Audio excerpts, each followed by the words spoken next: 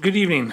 Welcome to the regular council meeting of the City of Spring Hill for March 11th, 2021.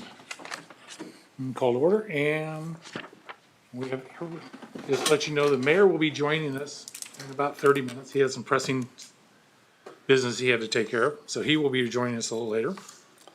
And can we have everybody rise for the invocation?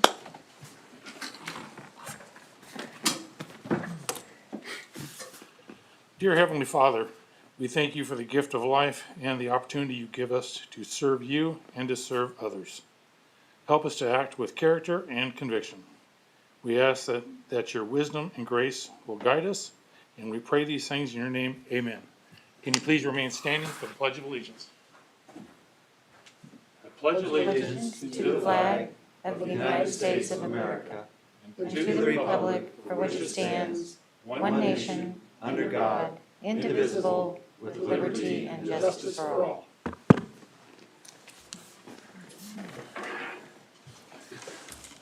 Madam Clerk, can you call the roll, please? Mr. Leighton? And for the audience, Mr. Leighton is joining us by telephone. Mr. Owen? Here? Mr. Graves? Here.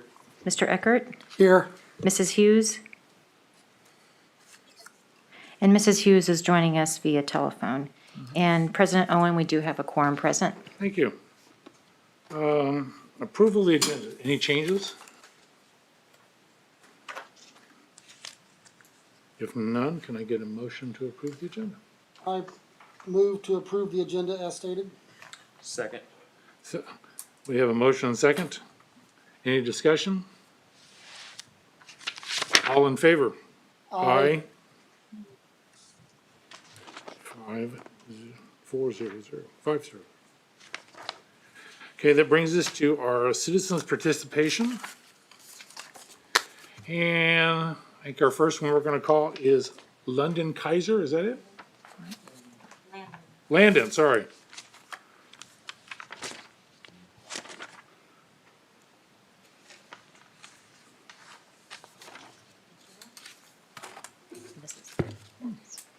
Thank you. Thank you, sir. Thank you.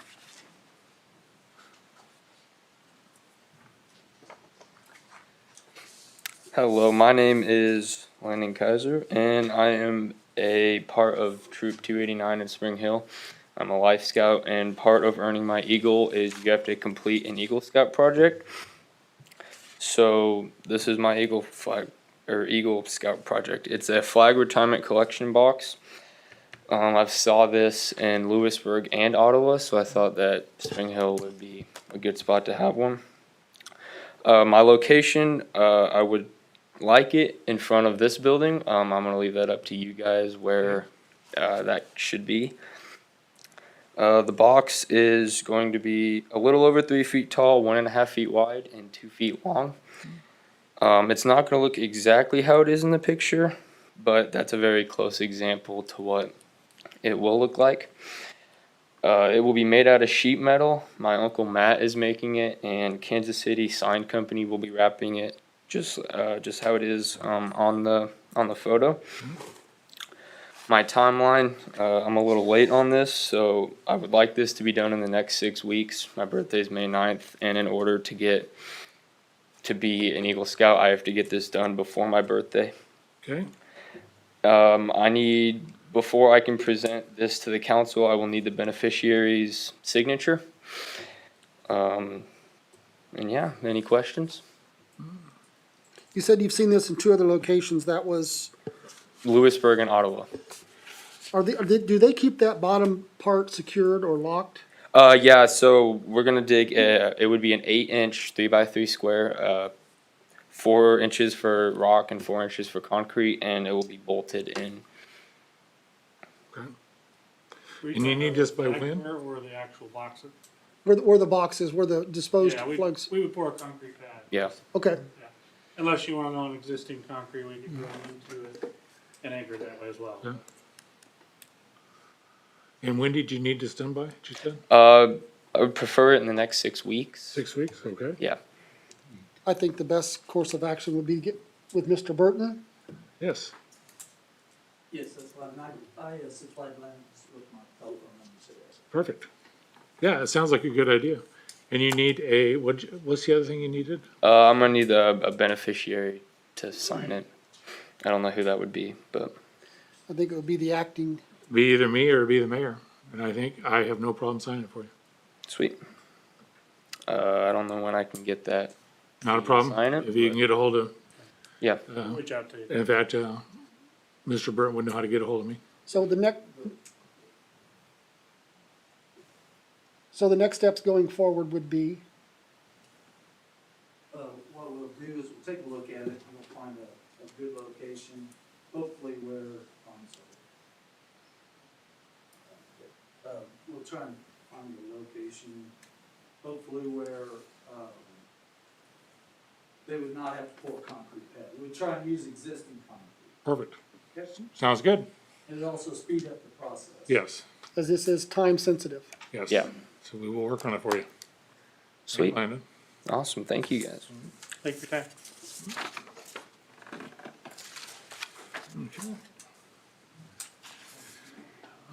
Next one we'll call is Sharon Mitchell. Sharon, do you want something on the? Easy one for us. It's pretty cool. Yeah. Oh, where'd it go?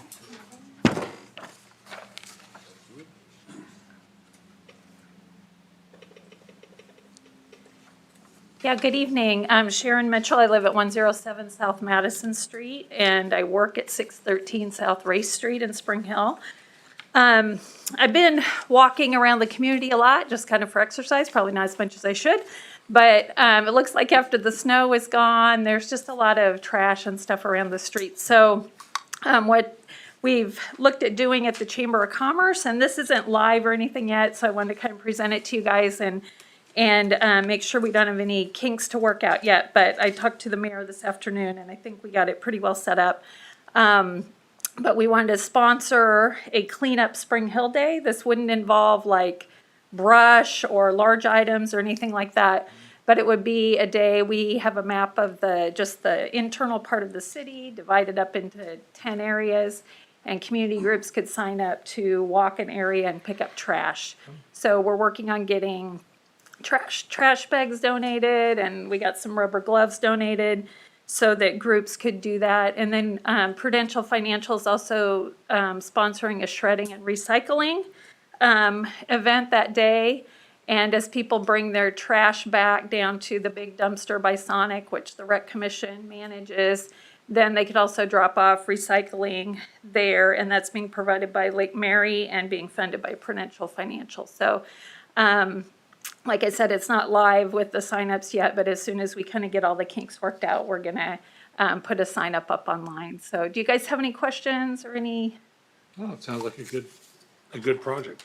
This would be the weekend before Daffodil Days, so it would kind of be a little cleanup before we have a big community event. So that's all I got. Good. Thank you. Thank you. Thank you. Next is Mr. Tim Spader.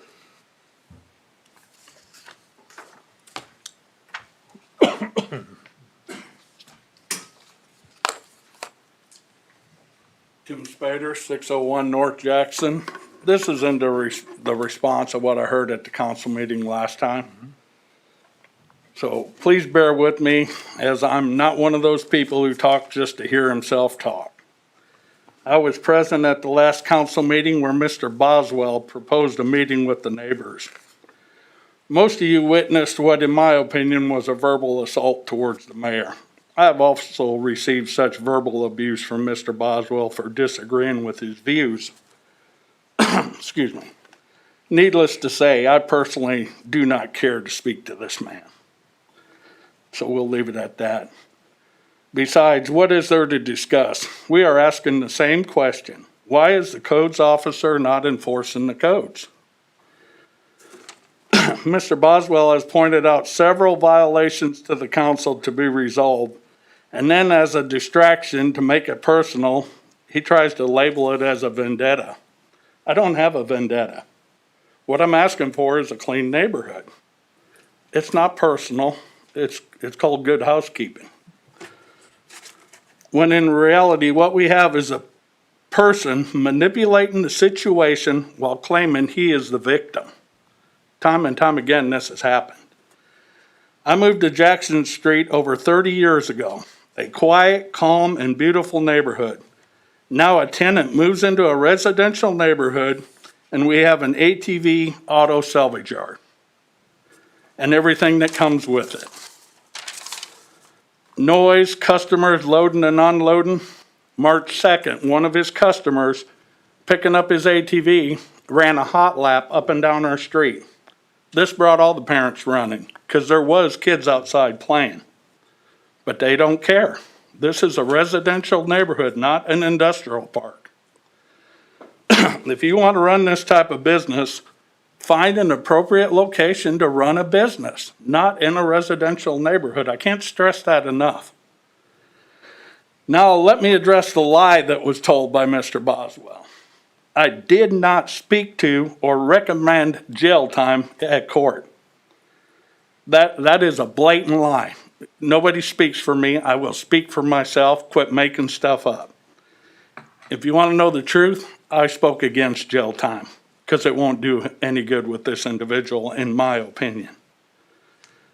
I assume all the reoccurring violations and not following the judge's instructions pushed the judge to her decision of jail time. No one else. The judge doesn't ask us what we want. Now let me address the exaggeration when referring to the codes in Overland Park. We're always being referenced against Overland Park. What's wrong with Overland Park? I've driven through that city. I've worked in that city. Never once have I driven by a house and said, who would want to live in that junkyard? You don't see it in that city. To me, that's a good thing. I also have squirrels in my trash at times. You all know what I'm referring to. I suggest not waiting on the squirrel to clean up the mess. I just pick it up myself. And on a side note, Overland Park has a lot of squirrels and I've never seen their trash strung out. We can still be a small town and not give up cleanliness and good housekeeping.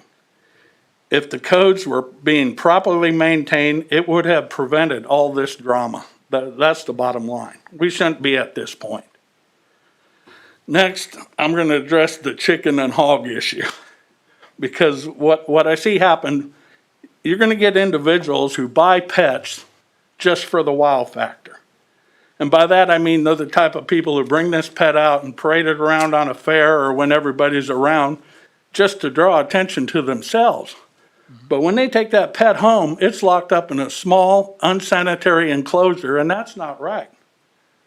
We need to, if you approve this, you need to set a fee to have somebody in the city who can check on these animals. They shouldn't live like this just to make somebody happy. Plus, the smell, I've spoke to you about smell of animals. And the smell, it takes a while to set in, but once it's there, and it's hard to get rid of. So I think we should address all that. And then my final, well, actually I got two things. The house issue, where that house sold, agreed, that's what it sold for. But here's a thought, and it makes sense. What would have that house went for in a clean neighborhood? A lot of people walked away. Why do we have to? It is set per the neighborhood. You know, they appraise that house per the neighborhood. Yes, that house sold for a good price, but they could have got so much more. It was immaculate. Last but not least, I keep hearing the reference to common sense codes. It's simple. Good housekeeping, be respectful of your neighbors. That is common sense. That's all we need, is a little common sense. Any questions? No, I think you covered it. Have a great day. Thank you. Thank you, Mr. Sayer. Mr. Boswell.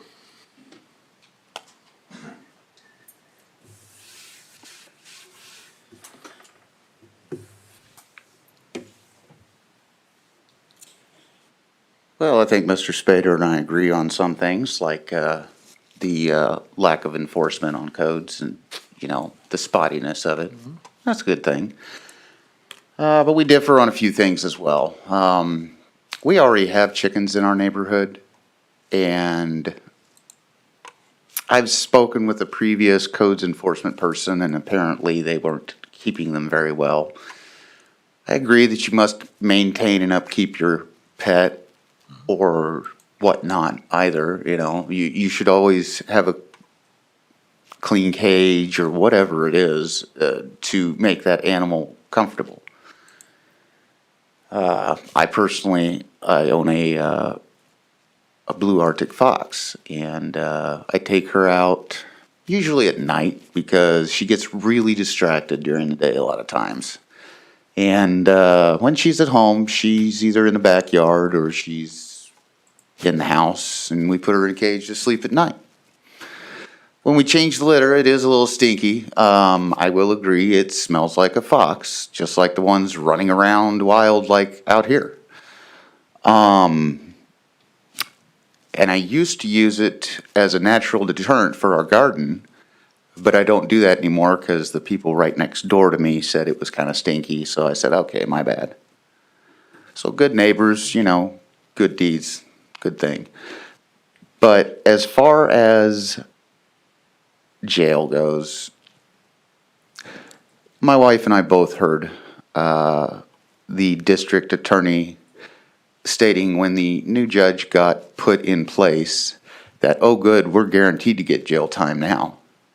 So, and he was stating this to Mr. Spader, so I assumed, and perhaps I was wrong, but it was driven by Mr. Spader to send me to jail, because I have no idea why the district attorney at the time would have said that to Mr. Spader. But, so I will say that I assumed that.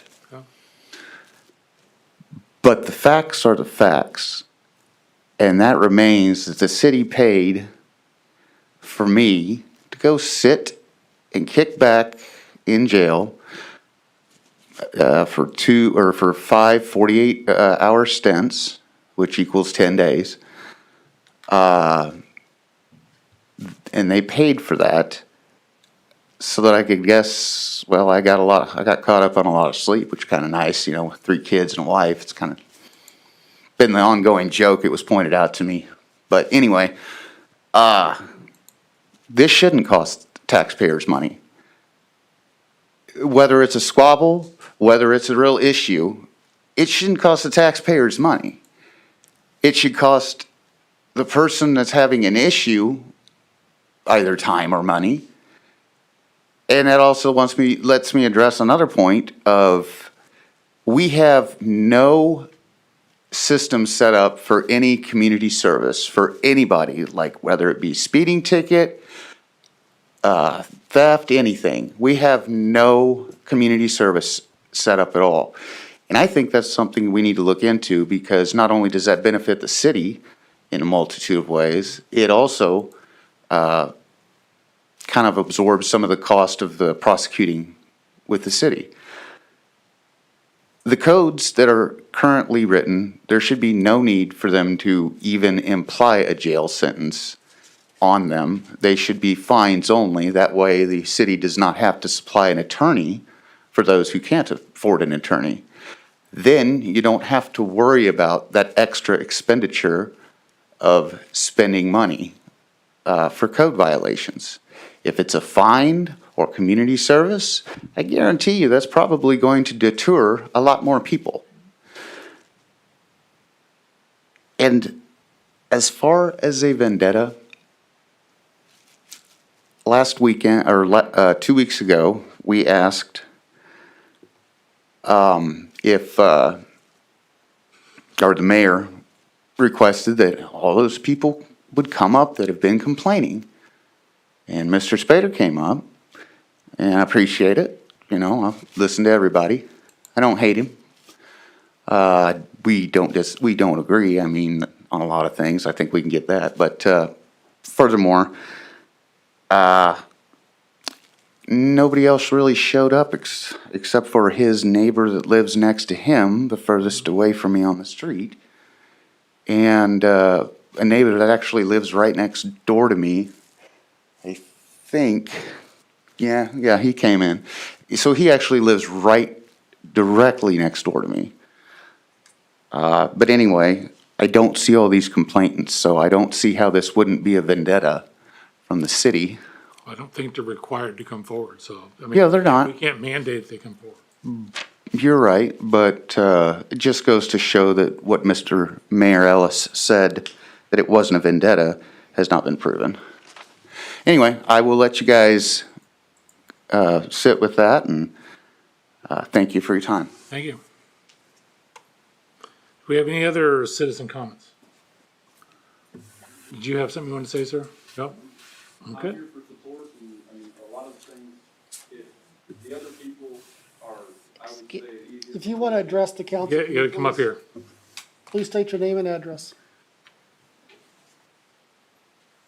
605 North Jackson, my name's Jordan Darby. I would say the easiest thing about that is the other people, some of them are females, they're not gonna walk up here and stand. I'm not afraid to walk up here and stand, Tim's not. I mean, it's just the easiest thing, I haven't been here at the past ones. If the yard was upkept, I mean, the basic things, if you could drive down the road and not go, wow, I mean, I invest money in my house every year. New roof, new paint, driveway, a lot of things that are getting done.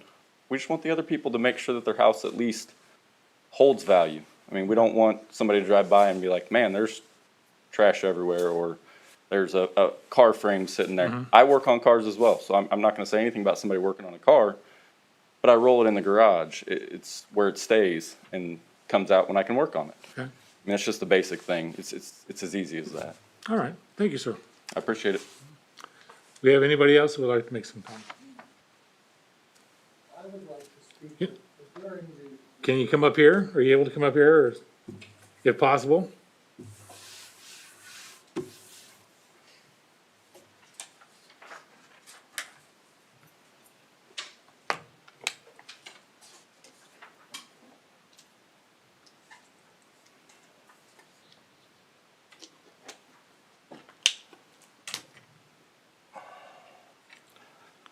Sorry, That's all right. No, thank you for coming forward. that took more effort than I thought. Scott Snavely, 410 West King Street. I live literally just north of Steve. I've seen, I just wanted to address the council. I kind of wish that Mr.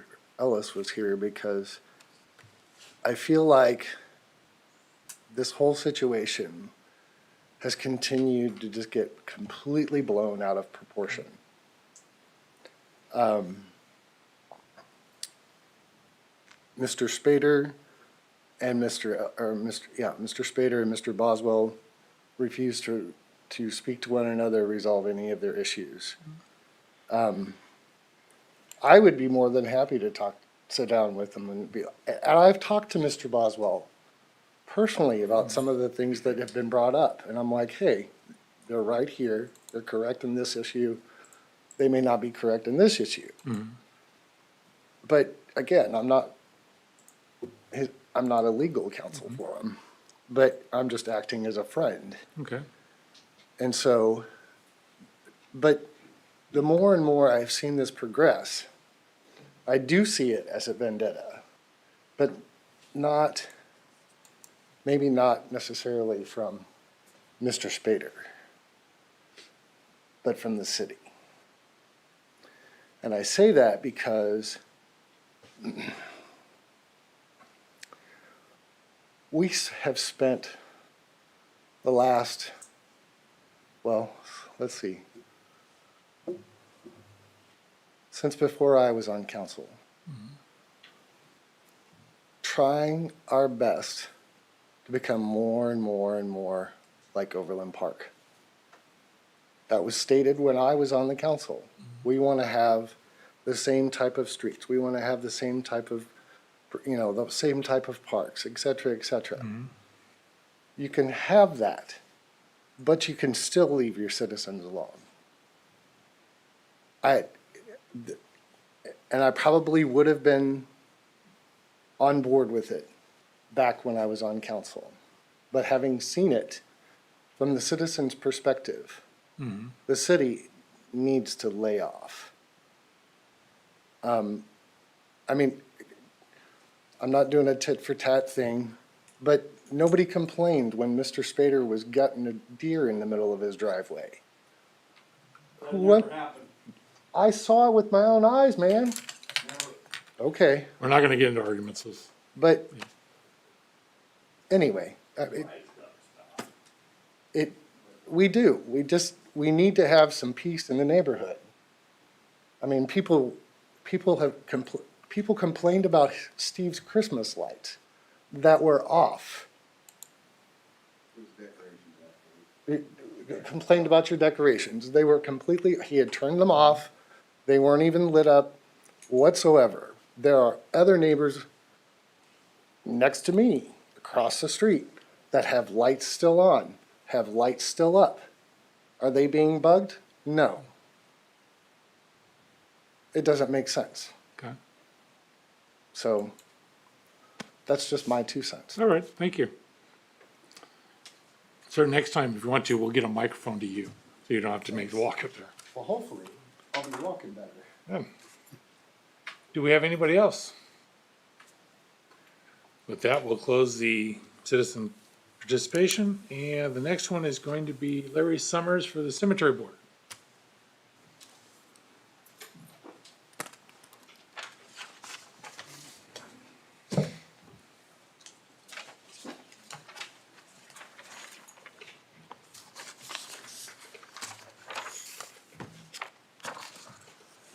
Thanks, Glenda.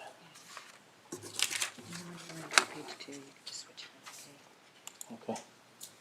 I can handle that. Not all, just to a flag. Hello, my name's Larry Sumner. Do I need to take this off to understand me? You can if you. Is that all right? Yep. I am the president of the cemetery board, and this is our year-end report from last year. We only had 5 members most of the year, so we didn't have all of our meetings when somebody couldn't make it. We started our year last year with 13,231 in checking, and we ended the year with 3,473.79 cents. In our perpetual care, was $35,048.44. We have 2 CDs. One is 14,694, and the other one is close to 61,000. Last year we sold 26 spaces, and they sell at $500 each. At that time, we are discussing about increasing the price of, say, out of town, or we're in the middle of that discussion and looking at other cemeteries, what they charge, or other cities. So that's ongoing now. But we split the money of the 500 between perpetual care and our regular operating fund. And with the perpetual care account, where with the funds from the city, we're taking care of the cemetery, mainly for mowing and all, it goes into the perpetual care account. Last year on our incomes, you can see we had 26 grave sites, which was 13,000. We had a farm lease rent at 640. And the city allocation of 28,000, so we had an income of 41,640. And our expenses, with our number of mowings, last year was, I think we only had 2 times we didn't mow. It was a good year for mowing if you're in the business. We spent $23,025. We had a reinterment on a casket of $1,500. We had one that was trying to come up, and we had our vault company come in and take care of the problem, and was no big deal. We have a lot of maintenance of leveling stones and the graves, filling in the low spots.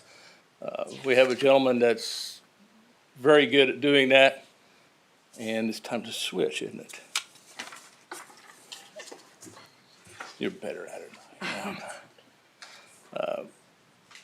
And it's gonna be ongoing. We started in one section of the cemetery, and we're going west, and we'll be going to the south. And instead of a spot here and there, we're just gonna start at one end and make sure it all gets hit. Okay. We have a miscellaneous of $32 for stamps and replacement flags, as needed. We had $25 go out of staking fees. Our lawyer fee was $2,654. So we had an expense there of $27.11.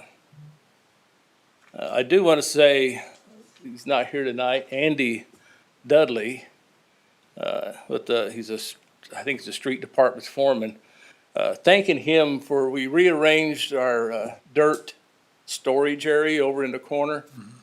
We have people who like to come in and take black dirt and leave their leaves and stuff. It's kind of a mess at times. So we arranged some of the cinder blocks and we put the black dirt in the back. So it has to be an effort to find it, to get it. And they come in, they clean out the clay, that the grave diggers don't need. They put it over there and they take care of that for us. And then if we need it, they'll bring us more black dirt. Very good. He's a nice gentleman to work with. Also, he takes care of, I think, the snow removal. And he says they always make a pass around in there because sometimes you need to use the cemetery in the wintertime. So it's very good. Last year, we installed 0 flags. Because of the COVID outbreak, we didn't feel we should have everybody working together to put these in. We have the flags. This next year, we're going to be putting in 7 more American flags along the side.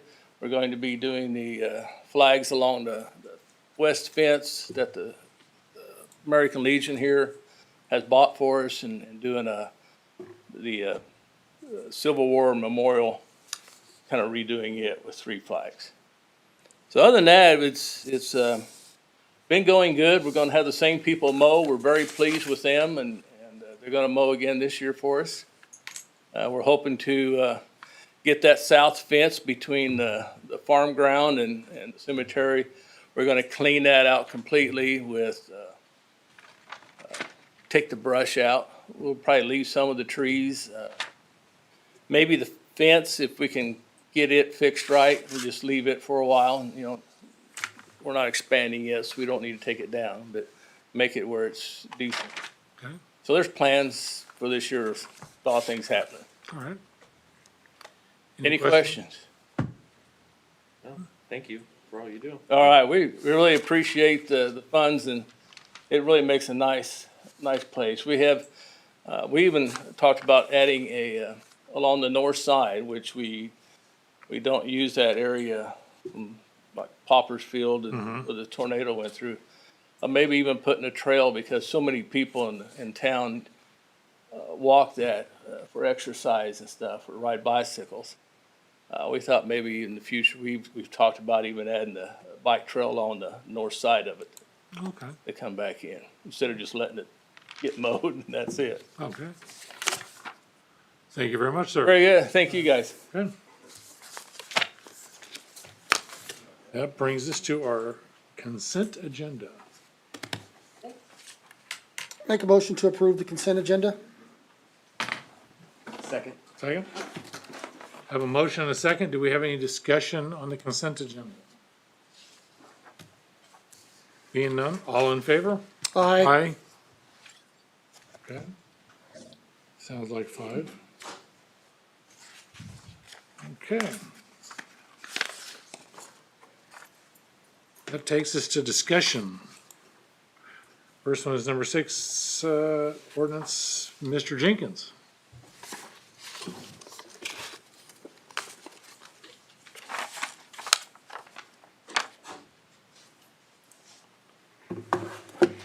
Mr. President, members of the City Council, this matter has been before you on 2 other occasions, and if I may, deals primarily with, well, does primarily deal with Chapter 2, dealing with animals and fowls. But this evening, I want to separate it in 2 separate matters. One would be the Chapter 2 corrections or additions.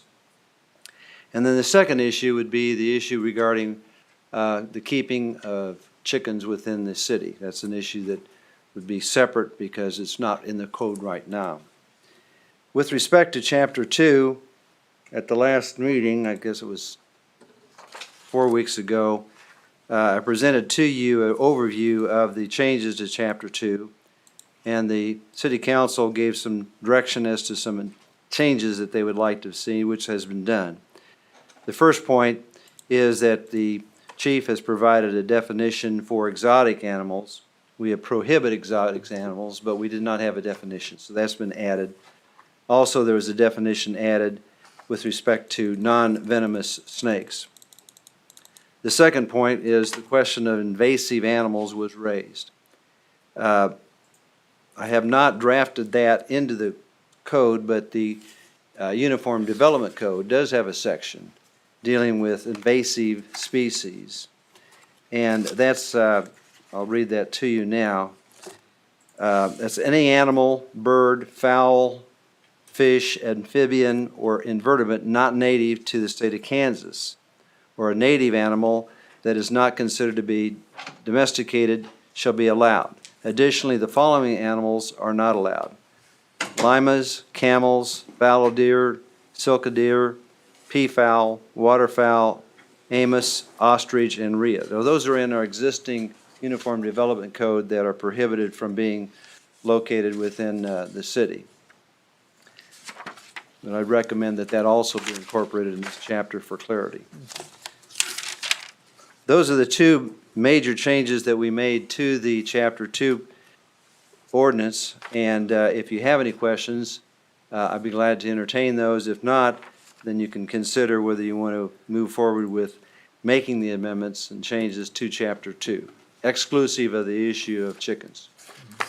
What I think I'd like to do is make sure everybody has enough time to evaluate it independently, talk to their constituents, and maybe we look at this at the second meeting in April for consideration of an ordinance. Sounds good, yes. All I right. think so. Why don't we plan on that, Mr. Jenkins? Okay. Then the second issue would be the chickens themselves. I'll just proceed on with that. Mm-hmm. The staff was directed to contact the K-State Extension Office for its recommendations with respect to the keeping of chickens. And as a result of that contact, the chief and I have worked to add to the draft ordinance, and again, I stress, this is just a working draft for discussion purposes. The Extension Office recommended eliminating the 2-acre lot requirement, and so that has been deleted from this draft. Also, the proximity to the residence before what we presented to you was a 200-foot distance from the coop. The Extension Office recommended 30 feet. With respect to the number of chickens, recommended that it reduce the number of chickens from 10 to 6. With respect to coop size, they recommended adding that to the possible ordinance, making it 4 feet per chicken unless there is an exercise area, and then they want to increase that to 10 feet. With respect to the height of the coop, recommended that they change the height from 4 feet minimum to a 5-foot minimum. The other section that was independent of what the Extension Office was addressed, or requested to address, was an issue that was raised by Councilman Leighton with respect to environmental considerations of water runoff. And those have been added to section C and D, and I'll read those to you. Number C, owners and this is talking about the proposed possible chicken ordinance. Owners and persons responsible shall handle the care and disposal of any chicken waste. The coop, yard, run must be kept free from trash and accumulated waste or droppings. Subsection D, all feed and other items associated with the keeping of chickens shall be protected from or prevent rats, mice, other rodents, vermin, or predators from gaining access to the feed. Those are the two major sections that, or changes that we made since the last time we appeared before the City Council. I will point out one thing, that if you do make a change, right now the Uniform Development zoning ordinance does provide that the distance has to be 200 feet. So if you change that to 30 feet for consistency to avoid a conflict, you'd want to make changes in the UDO. Those are the comments I have with respect to the chickens. If you have any questions of me or the chief, I'd be glad to entertain those. With regard to chickens, I'd like all of that information placed online, Mr. Hendershot. City's website, Facebook, reference it on our Twitter feeds. I'd like residents to review that.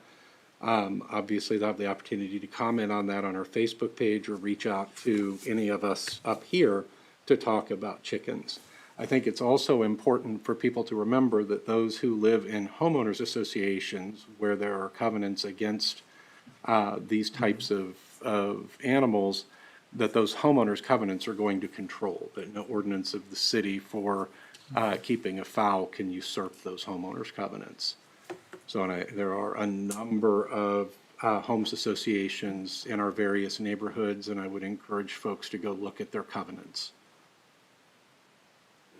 All right, is that okay, everybody? Sounds good to me. All right, very good, and then, again, we'll address this topic at the second meeting in April. Thank you, sir. I'm sorry, were there any questions for Mr. Jenkins? I didn't want me to jump in front of that. All right, thank you, Mr. Jenkins.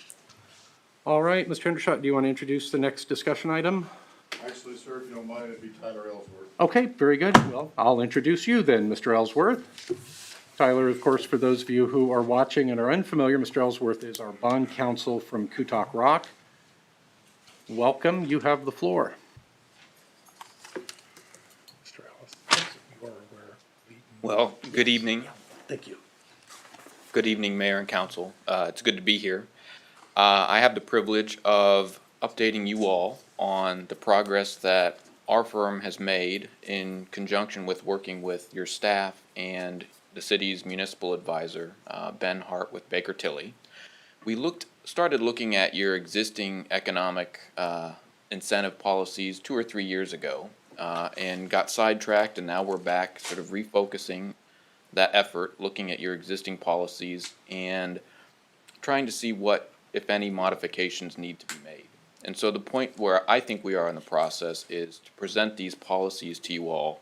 I have a brief presentation just to update you about some of the changes that we're suggesting, but I think it's probably best this evening if you all have had a chance or will have a chance to take a look at what we're suggesting, to get your feedback as a governing body, and then come back to you at a later date to implement these policies.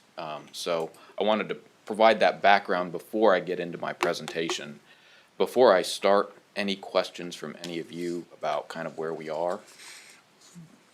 No. All right. Well, we'll get into it.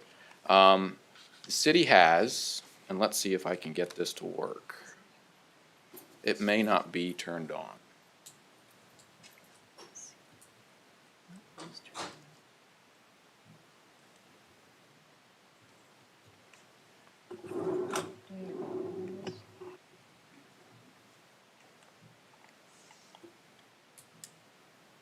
Oh, sorry.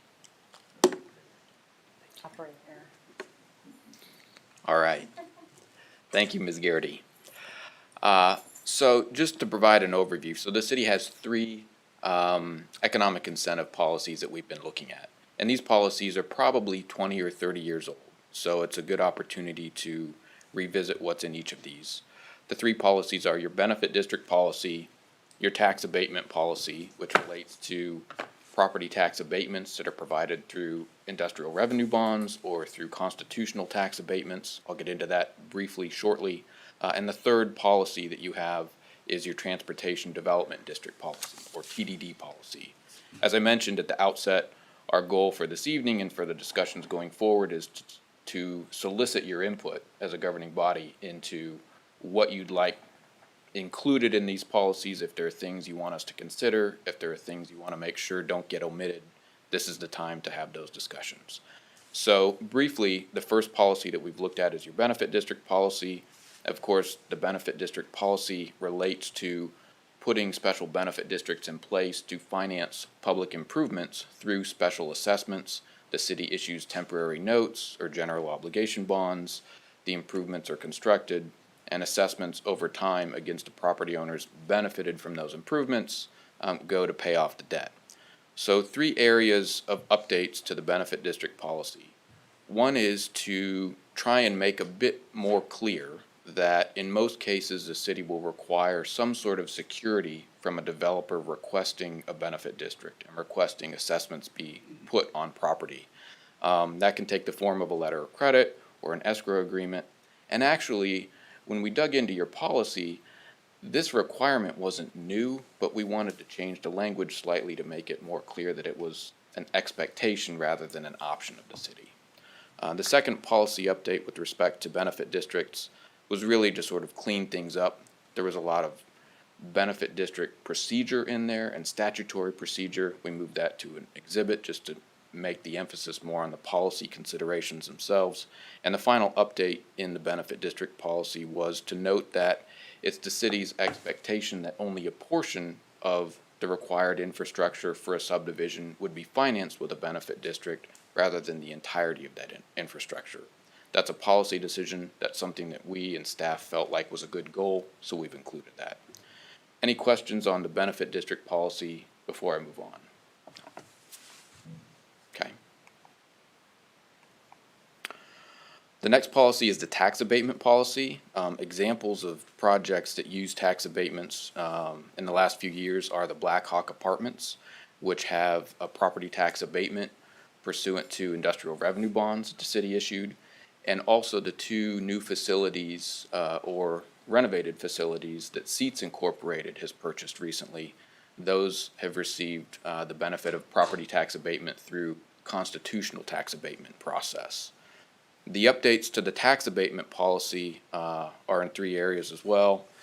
One significant change is to provide the option and to make sure the policy addresses this option of providing industrial revenue bonds, not just for property tax abatements, but also solely for sales tax exemption on construction materials. Under Kansas law, you can provide a property tax exemption and a sales tax exemption through the issuance of IRBs, but frequently, and you'll see this in some of your neighboring municipalities, industrial revenue bonds are issued without a property tax abatement. It's a smaller incentive, and sometimes that incentive alone, just to save the sales tax on the construction materials, is enough to make a project work or not. You don't have to go and offer a property tax abatement.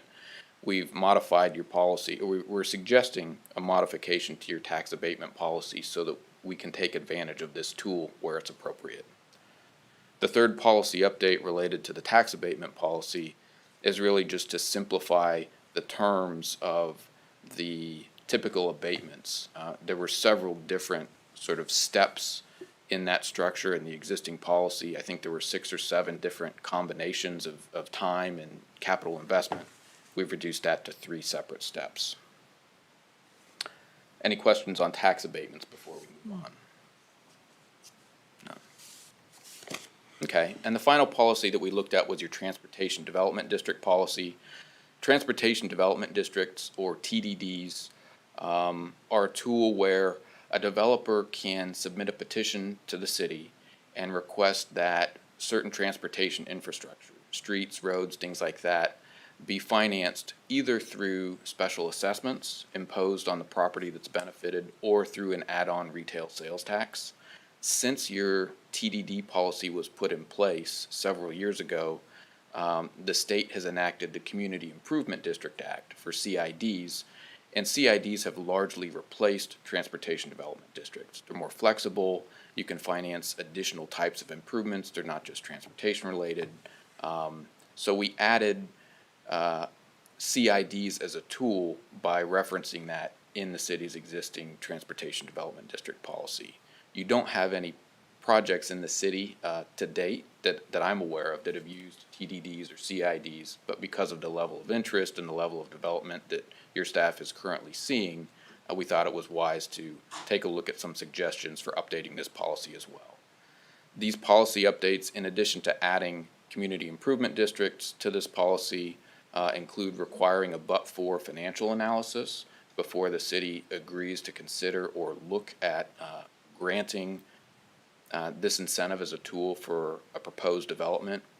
And in the TDD policy, the other update that we're including, which was actually a suggestion that Councilmember Hughes had when we looked at this maybe in the last year or so, both in the Transportation District Development District policy and in the tax abatement policy, it was requested that we expressly mention that the state of Kansas has a full suite of incentives that they offer projects. And it was requested that those incentives be explored at the same time the city was being asked to look at tax incentives for a project. So we've made that change as well.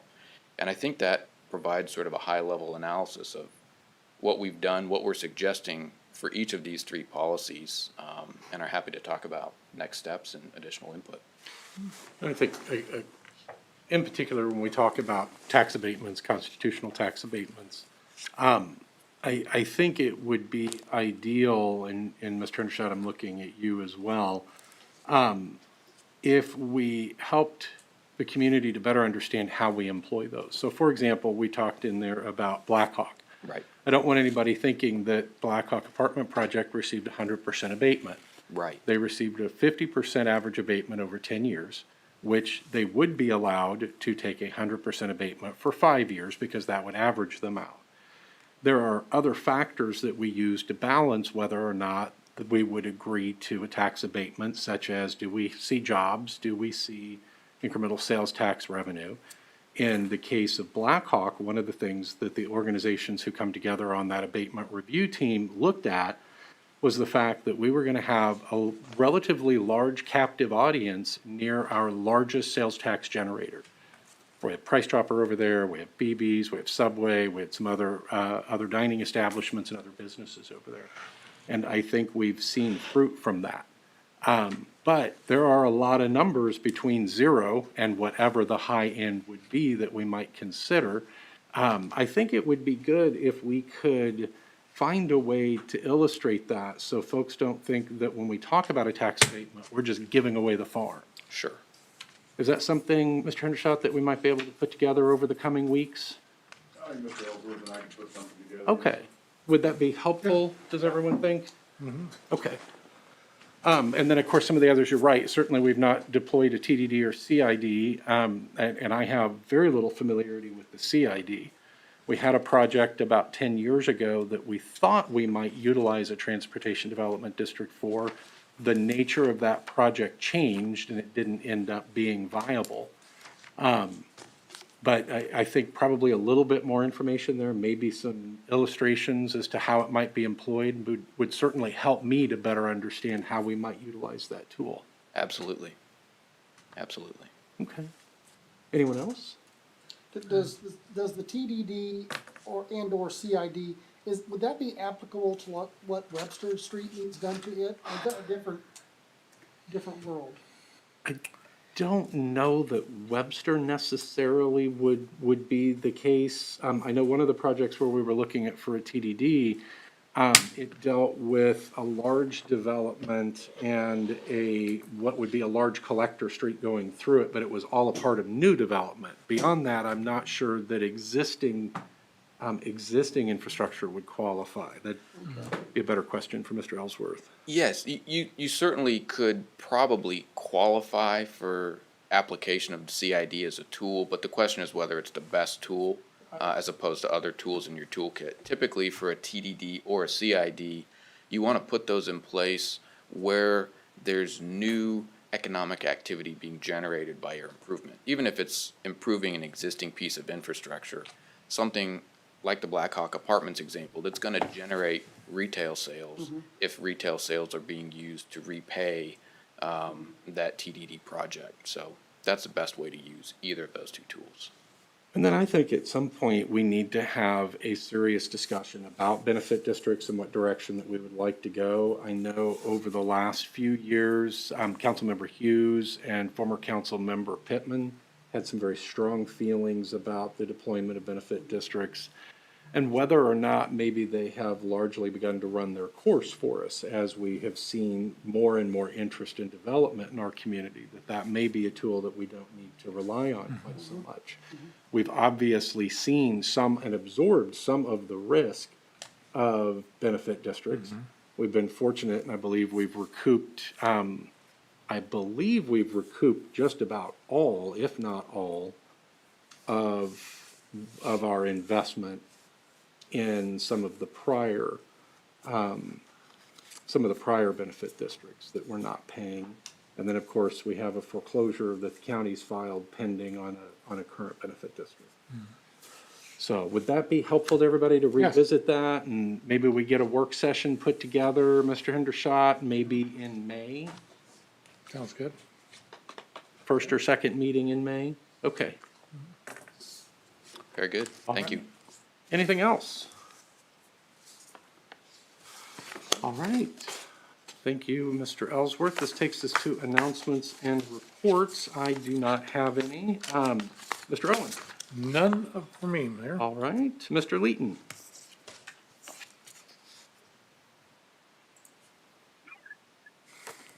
Mrs. Hughes?